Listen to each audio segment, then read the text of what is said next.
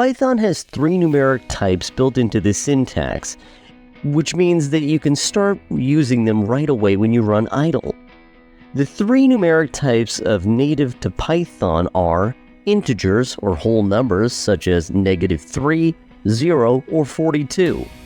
Python calls them int for short. Then there are floating point numbers which might have a fractional part, such as -2.32 or 3.14 for example. These are known as floats, and you'll learn why they are called like that. Finally, there are complex numbers composed of the real and imaginary parts. These are slightly more advanced and rarely used in practice, so you'll cover complex numbers in a later lesson.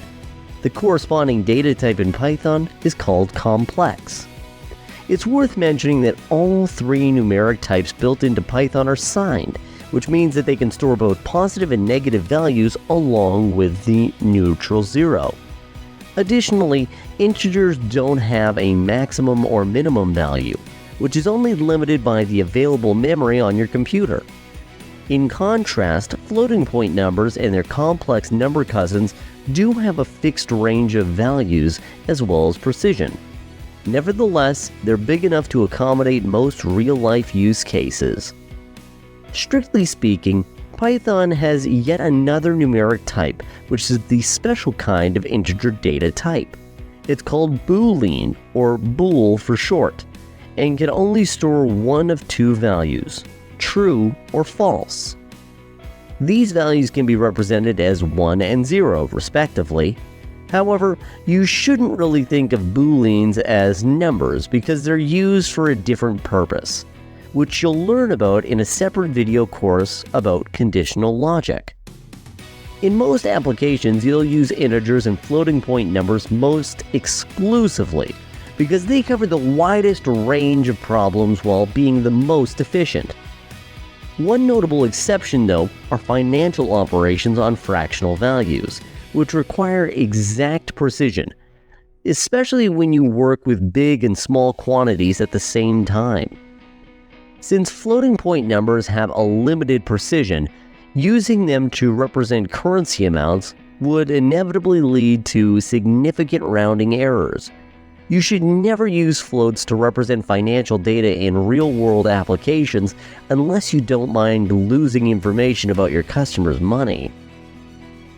A common pattern for representing amounts of money is storing them as integers in terms of the smallest currency unit, such as cents, and then converting them back to dollars. However, that approach won't work across multiple currencies, which might use different units. For example, $1 has exactly 100 cents, while 1 Bitcoin can be subdivided into almost any fraction.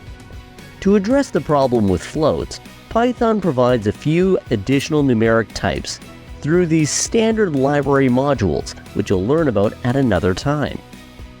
You won't need those extra numeric types during this course, but it's worth knowing about them. The first one is called decimal because it internally stores numbers using the decimal position system instead of the binary one, like most other numeric types. Aside from that, it behaves mostly like a floating point number.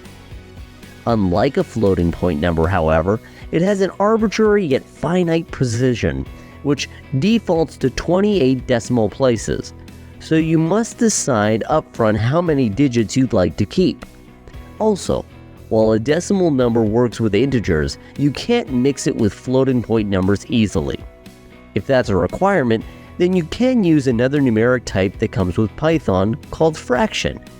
It represents a rational number or a quotient of two integers, like 1/3.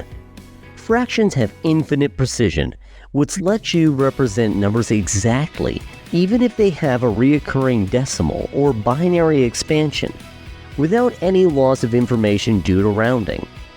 Now that you have a general idea about the numeric types in Python, it's time to take a closer look at integers.